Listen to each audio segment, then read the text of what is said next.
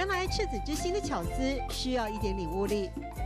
所以你是用2条啊？对，你穿不过去啦。我以为你要把它穿过去。不可能啦，除非你这个还没封哈，还没有封的时候穿过去了。哎，对。我被骗了。不甘心，再试一次。哦，那我会了。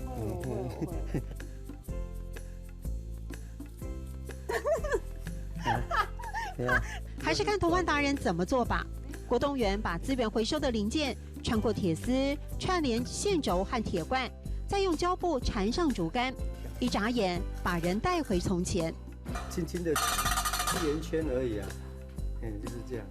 好好玩哦！对，我小时候听到这个都开心，就是有麦芽糖的来了。再来一根细线串起几片竹子，又是一个宝。那这个做成什么？这叫响板。对，响板。我们早期这种听到的话就是那个剥掉薄荷爽。像小叮当的百宝袋装满老少咸宜的玩具，郭东元也会自创新品，让小朋友放下电玩 ，DIY 做专属自己的玩具。这个童玩好不好玩？好玩！是不是很容易学？容易。我们客家话怎么讲？好不好学？好学。要懂简单，然后呢？懂